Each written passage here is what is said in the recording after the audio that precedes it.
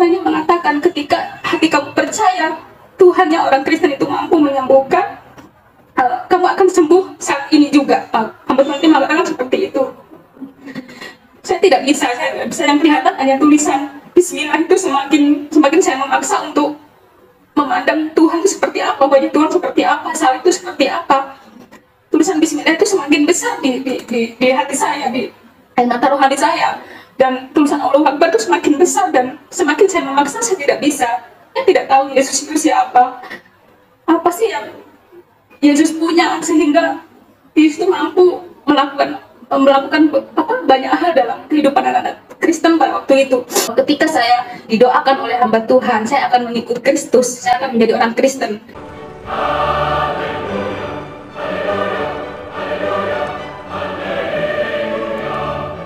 Damai di hati dan shalom bagi Bapak Ibu Saudara sekalian, sahabat kesaksian populer. Tuhan Yesus adalah segala-galanya bagi kita orang percaya. Carilah wajah Tuhan di setiap saat, di setiap keadaanmu, maka damai sejahtera, kesembuhan, kesehatan akan senantiasa menyertai saudara dan saya. Seperti kesaksian yang akan kita dengarkan bersama seorang ibu muslim yang telah disembuhkan oleh pendeta Kristen hingga ia memilih untuk berpindah keyakinan. Berikut kita saksikan bersama videonya. Semoga Bapak, Ibu, dan Saudara sekalian terberkati dengan kesaksian ini. Ya, shalom, salam damai buat kita semua. Perkenalkan, nama saya Tuti Sriani Widya Sendingrum. Saya berasal dari Jawa Timur dan saya adalah seorang muslim. Pada waktu itu saya masih berumur 22 tahun. Dan saya pergi ke Bali, merantau ke Bali pada tahun 2004. Saya pergi ke Bali merantau dan beberapa tahun kemudian begitu banyak hal yang saya lewati di tempat ini, di Pulau Bali ini. Dan berjalannya waktu, saya di tempat ini bertemu dengan banyak teman dari berbagai suku. Salah satunya adalah dari suku NTT, dari suku Timor. Saya banyak mempunyai teman yang begitu luar biasa di tempat kerja. Tetapi ada beberapa hal yang saya ingin sampaikan. Tidak mudah bagi saya seorang perempuan yang pergi meninggalkan orang tua hanya untuk mencari rezeki untuk keluarga yang ada di Pulau Jawa. Karena saya adalah 3 bersaudara, kami adalah perempuan semua, kami tidak mempunyai saudara laki-laki, dan untuk itu saya memperjuangkan keluarga saya dengan cara saya merantau di Pulau Bali. Dan singkat cerita, ketika saya di Pulau Bali, begitu banyak teman, khususnya banyak teman NTT yang saya kenal di tempat ini. Dan akhirnya saya bekerja di salah satu rumah di tempat di Pulau Bali ini, mempunyai atasan yang begitu baik. Dengan berjalannya waktu 3 tahun saya bekerja dan saya pindah tempat kerja. Saya bekerja di Garmen untuk memperluas wawasan saya, dan disitulah begitu banyak hal yang saya ketahui. Dan saya adalah seorang guru ngaji di Muding Sari. Ada mungkin kurang lebih 2-3 tahun saya mengajar, dan begitu bangga saya sebagai seorang guru ngaji mempunyai banyak murid, mempunyai banyak anak didik yang saya ajarkan bagaimana membaca Al-Quran yang benar, yang fasih, panjang dan pendeknya seperti itu. Dan akhirnya berjalannya waktu saya mempunyai satu penyakit yang saya derita dari umur 12 tahun dan sampai umur 20 tahun ke atas. Penyakit itu masih saya derita, Bapak Ibu, yaitu adalah penyakit saya batu ginjal, dan tidak diketahui oleh orang tua saya. Ayah dan ibu saya tidak mengetahui penyakit saya. Begitu sampai di Bali, ada seorang sahabat saya dari NTT, begitu mengantar saya ke dokter, akhirnya mengetahui apa penyebab saya sering sakit pinggang, sering sakit, tidak enak makan, minum pun harus minum air yang betul-betul yang bersih. Nah, begitu dokter katakan bahwa saya adalah mempunyai penyakit batu ginjal, saya kaget. Karena almarhum bapak saya adalah menderita penyakit yang sama. Setelah dioperasi, akhirnya bapak saya dipanggil Tuhan seperti itu. Dan akhirnya penyakit yang saya derita saat itu, saya tidak tahu harus bagaimana. Saya cek kontrol ke dokter setiap bulan. Gaji saya habis hanya untuk berobat pada waktu itu. Mungkin 3-4 tahun, begitu tahun 2005 awal, sahabat saya orang NTT ini memperkenalkan saya dengan seorang hamba Tuhan, dengan Bapak Pendeta. Dan pada waktu itu ditawarkan, saya ingin didoakan, Mbak Tuti mau nggak didoakan seperti itu, didoakan secara Kristen, karena ketika orang percaya saja didoakan dia akan sembuh. Saya tidak terima begitu saja.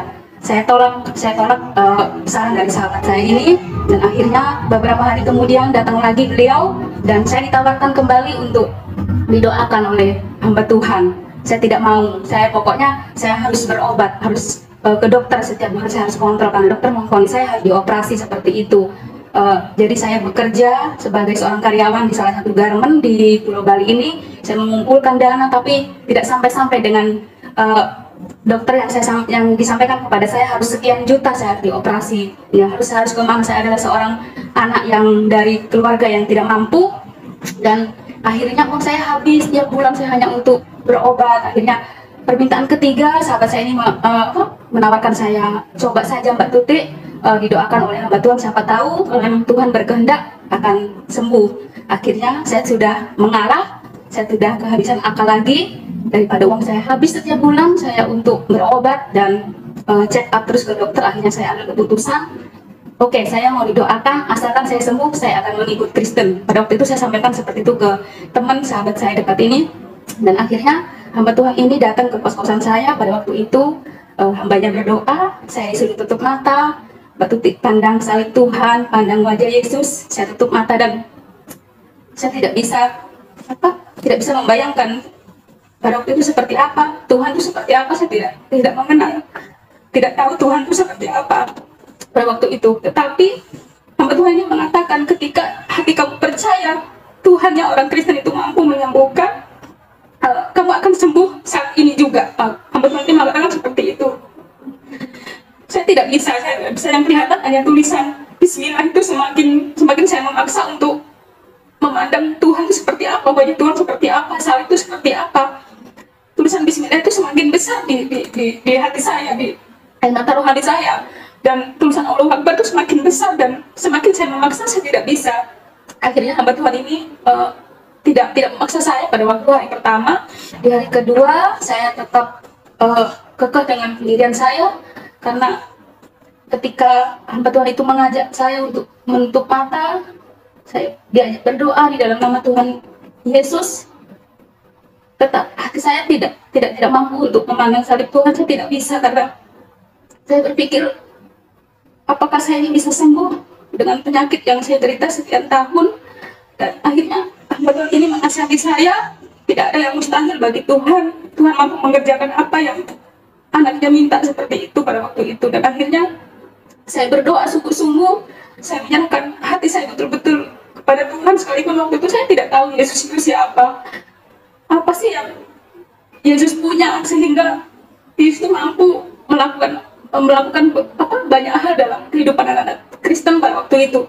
Akhirnya saya didoakan, saya tutup mata betul-betul, saya fokus kepada Tuhan sekalipun saya tidak mengenal Yesus itu siapa. Nah, pada waktu itu setelah selesai berdoa, saya ditanya bagaimana keadaan, bagaimana setelah didoakan. Karena hati saya sudah fokus kepada Tuhan, saya tidak berpikir saya ini siapa dan siapa Yesus itu pada waktu itu. Tapi ketika saya betul-betul menyerahkan hidup saya, karena saya mempunyai keinginan yang tinggi untuk saya sembuh dari penyakit saya, dan ada sesuatu yang terjadi dalam badan saya, di bagian kanan, di paha bagian kanan, pinggul bagian kanan. Pada waktu didoakan ada sesuatu yang kayak ditarik seperti itu.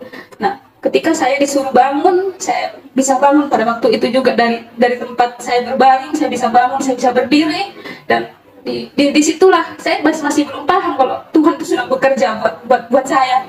Nah, setelah Bapak Pendeta sudah berhenti berdoa, tetap memberikan beberapa ayat pada waktu itu, tidak ada yang mustahil bagi orang yang percaya, pasti akan disembuhkan.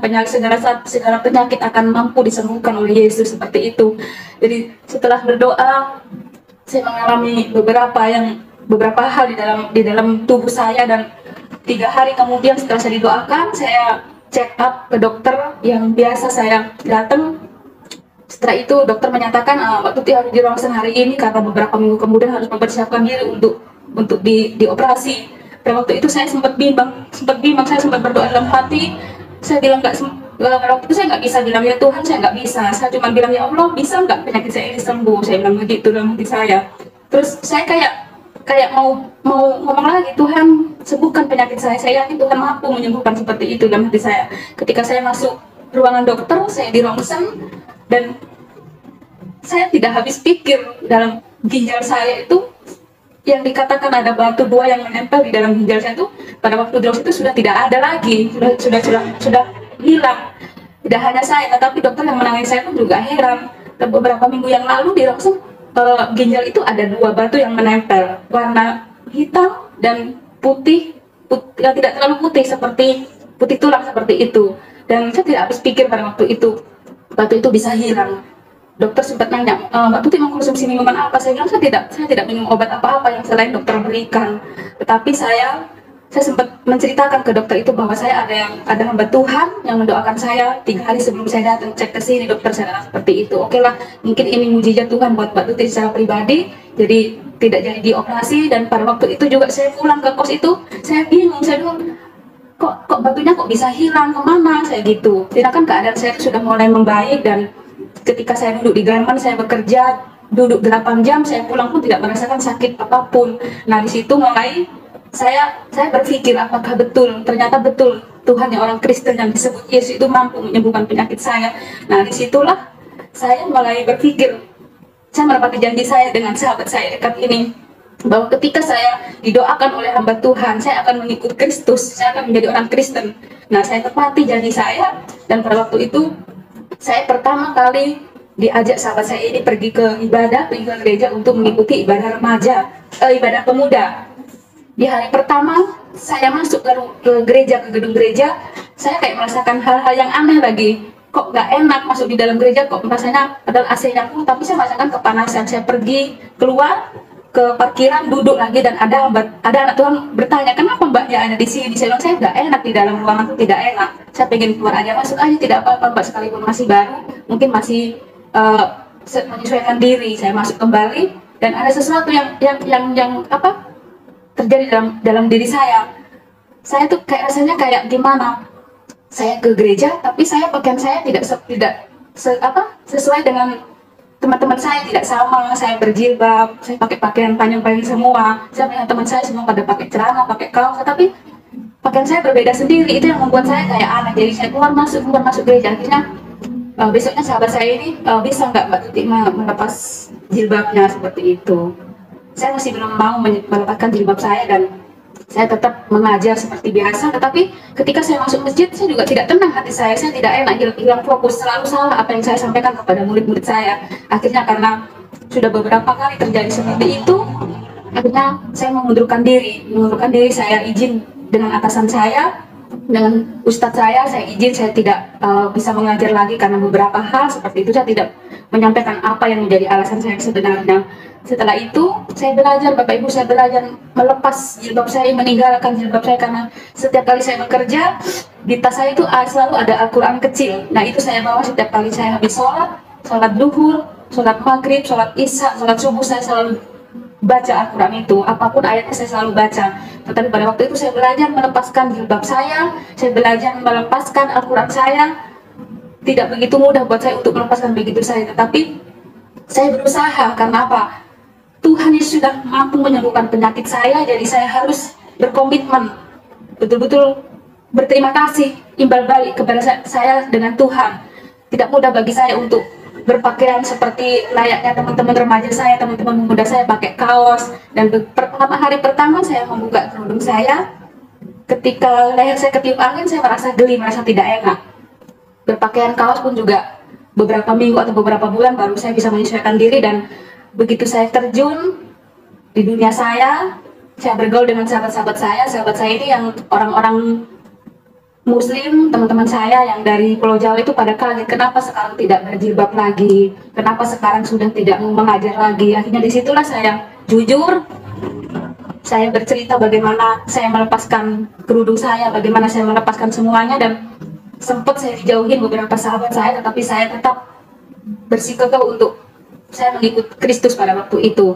Dan setelah itu berjalannya waktu, saya berteman dekat, bergaul karib dengan anak-anak NTT. Nah, disitulah saya bertemu dengan sahabat dekat yang mungkin bisa membawa saya untuk semakin mengenal bagaimana cara beribadah yang benar, bagaimana cara saya mengikuti ajaran Kristus. Nah, seperti itu. Dan berjalannya waktu, saya di Bali di 2005, di akhir 2005, saya bersahabat dekat dengan salah satu anak dari NTT, dan saya begitu dekat hubungan kami, dan akhirnya, singkat cerita, Tuhan mempertemukan saya dengan calon suami saya pada waktu itu. Dan tidak lepas dari itu, teman-teman saya membunyi saya semua, masa apa iya sih orang Jawa seperti kamu akan dekat dengan orang NTT yang dibilang hitam seperti itu. Saya pada waktu itu melihat dia adalah seorang anak Tuhan, dan sedikit banyak saya tahu tentang keluarganya seperti apa pada waktu itu. Dan berjalannya waktu, hubungan kami kurang lebih 2 tahun, dan akhirnya kami menikah di tahun 2008. Kami menikah di Pulau Jawa, di salah satu gereja. Dan akhirnya pada waktu itu, berjalannya waktu, Tuhan menjadikan kami sepasang suami istri yang diberkati oleh hamba Tuhan di Pulau Jawa. Dan pada waktu itu tidak mudah bagi saya untuk mengarungi bahtera rumah tangga di dalam Tuhan, karena pada waktu sebelum menikah kami ada pengembalaan bagaimana menikah di dalam Kristen. Kita harus berjanji, tidak mengenal kata sumpah lagi pada waktu itu, dan kita berjanji sehidup semati. Dan berjalannya waktu, setelah kami dibawa pulang ke NTT, saya dibawa pulang ke NTT 2006 dengan suami saya. Nah, disitulah saya bertemu juga seorang gembala sidang di sana dari Rote, dan kebetulan ibunya juga dari Jawa. Dan disitulah saya merasa nyaman di sana. Saya merasa nyaman, dan saya sudah nyaman dengan kehidupan saya yang baru, menjadi anak Tuhan yang baru mengenal Tuhan, baru belajar bagaimana kebaikan Tuhan pada waktu itu. Dan di 2006 saya pulang ke NTT mengandung anak yang pertama. Dan setelah itu 2007, setelah saya melahirkan anak saya yang pertama, di 2007 pada waktu itu saya dibaptis. Setelah saya dibaptis, saya merasakan sesuatu yang luar biasa pada waktu itu, tidak seperti yang tahun-tahun lalu. Setelah dibaptis, saya mengalami kebaikan Tuhan, bagaimana saya belajar melayani Tuhan. Pada waktu itu masih kaku-kaku untuk ikut ibadah, untuk menyembah Tuhan, memuji Tuhan, masih begitu tidak fasih, begitu sulit buat saya secara pribadi. Dan banyak hal yang saya alami secara pribadi, bagaimana saya mengenal Tuhan sampai saat hari ini.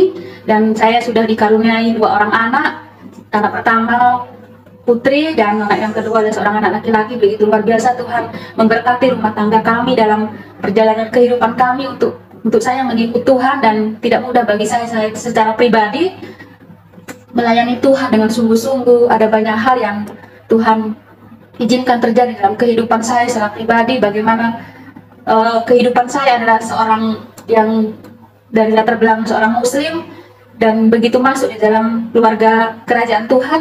Dan saya tahu saya menjadi seorang Kristen bukan pilihan saya, tetapi saya percaya Tuhan yang memilih saya. Dan sampai saat ini Tuhan memberkati saya, Tuhan memberkati keluarga rumah tangga saya. Dan sampai saat ini ada banyak hal yang Tuhan rubah, Bapak Ibu. Yang pertama adalah karakter saya yang Tuhan rubah. Yang dulu saya adalah seorang yang sangat angkuh, saya tidak mau menegur sapa dengan siapapun, itu saya secara pribadi. Sampai orang tua saya sendiri heran dengan saya, kenapa menjadi orang yang seperti itu? Nanti kamu akan menjadi seorang ibu, menjadi seorang istri. Kalau sifat kamu kaku seperti itu bagaimana? Sempat orang tua saya menegur seperti itu, tapi karena karakter saya itu, saya tidak mau dinasihati terus-terus, saya tidak mau ditegur terus-terus, seperti itu karakter saya. Tetapi setelah saya menerima baptisan, saya menerima Kristus, berjalannya waktu 1, 2 tahun, 3 tahun, 4 tahun, dan sangat lama Bapak Ibu untuk saya betul-betul menerima Tuhan dalam kehidupan saya. Dan banyak hal yang Tuhan izinkan terjadi, teguran yang Tuhan izinkan terjadi dalam keluarga rumah tangga kami. Ketika saya mulai setia, iblis tidak tinggal diam. Dan ketika saya sudah mulai memberi celah untuk iblis, dan saya sudah malas untuk ibadah, saya malas lagi, tetapi Roh Kudus itu selalu mengingatkan saya bagaimana mengikuti Tuhan itu memang tidak mudah bagi saya secara pribadi, yang background saya dari seorang muslim. Nah, setelah itu saya terus belajar membaca Alkitab seperti yang guru-guru rohani saya ajarkan, membaca Alkitab, berdoa. Dari situlah saya betul-betul membuka hati buat Tuhan. Saya belajar membaca Alkitab, saya belajar berdoa, saya belajar menyembah Tuhan, saya belajar menyembah Tuhan, memuji Tuhan, bagaimana menyembah Tuhan yang benar. Akhirnya saya minta tuntunan kuasa Roh Kudus, Tuhan mampukan saya sehingga sampai saat ini Tuhan memelihara saya itu karena kebaikan Tuhan, dan karakter saya yang judes, yang cuek dan angkuh itu Tuhan jauhkan semua. Dan tidak terlepas saya berdoa, saya minta sama Tuhan, Tuhan, apa yang tidak baik dalam diri saya, Tuhan mampukan saya untuk saya menjauhi semua itu, menjauhi apa yang Tuhan tidak suka dalam kehidupan saya. Akhirnya berjalannya waktu sampai beberapa tahun yang lalu, saya mulai betul-betul membuka hati buat Tuhan. Saya memandang Tuhan, saya mengingat kembali bagaimana Tuhan menyembuhkan penyakit saya, bagaimana Tuhan menolong jiwa saya. Saya tidak tahu Bapak Ibu seanekan saya pada waktu itu tetap mengeraskan hati saya dengan pendirian saya. Saya tidak tahu sampai saat hari ini saya akan berada di mana, dan hari ini saya bersyukur bisa membagikan kebaikan Tuhan, bagaimana Tuhan mengubah karakter saya, bagaimana Tuhan menjadikan saya menjadi seorang ibu yang baik, menjadi seorang istri yang baik, menjadi seorang anak Tuhan yang diberkati, menjadi berkat bagi banyak orang. Dan setiap tahun Tuhan membuat perubahan dalam kehidupan kami, dalam kehidupan keluarga rumah tangga kami, pekerjaan kami. Apa yang saya minta dengan sepakat dengan keluarga kami, apa yang saya doakan, Tuhan jawab dengan sesuai dengan kehendak firman Tuhan. Dan saya bersyukur sampai saat ini Tuhan tetap memelihara keluarga kami, dan saya ingin lebih lagi melayani Tuhan. Saya ingin lebih lagi Tuhan pakai ketika Tuhan berkenan kepada diri saya siap dipakai Tuhan dimanapun Tuhan izinkan saya di mana. Dan saat ini di Pulau Bali ini di tahun 2021, kami di Bali ada mempunyai salah satu organisasi orang anak-anak NTT. Nah, di situ juga kami melayani berbagai macam persoalan, dan di situ juga kami suami istri, saya dan suami menjadi berkat bagi banyak orang. Dan ketika pekerjaan di dalam organisasi kami, di organisasi suka duka itu kami kerjakan dengan tulus, dan kami kerjakan itu semuanya untuk Tuhan. Kami tidak merasa kecapean atau tidak merasa nggak ada untung dan tidaknya, itu kami tidak berpikir seperti itu. Saya percaya ketika kita melayani Tuhan dengan sungguh-sungguh dimanapun, di gereja lokal atau dimanapun Tuhan izinkan itu, saya berkomitmen ketika saya diberkati, saya juga ingin menjadi berkat buat orang lain dimanapun saya berada. Dan ketika saya pulang ke Jawa Timur pun, saya menyaksikan kebaikan Tuhan seperti apa. Saya bersyukur karena keluarga saya tidak seorang pun yang menghujat saya atau seperti apa, tetapi saya bersyukur mempunyai keluarga yang diberkati. Dan saya juga bersyukur mempunyai keluarga dari NTT. Mertua saya begitu bapak dan ibu mertua saya menjadi berkat, menjadi teladan buat saya secara pribadi, yang bagaimana mereka menjadi berkat buat saya. Nah, disitulah saya bersyukur Tuhan mempertemukan saya dengan calon suami pada waktu itu dari NTT, dan bapak dan mama mertua yang begitu baik, menjadi teladan buat saya secara pribadi. Dan mertua saya jujur adalah orang tua yang betul-betul takut akan Tuhan. Ketika orang mertua saya, bapak dan mama mertua saya menjadi orang yang betul-betul takut Tuhan, firman Tuhan itu digenapi dalam kehidupan kami. Anak cucunya tidak meminta-minta dan diberkati, dan itu sangat nyata bagi saya secara pribadi sampai saat ini. Di keadaan yang sulit, Tuhan tetap memperhatikan saya, Tuhan tetap memperdulikan keluarga saya, dan saya bersyukur buat kebaikan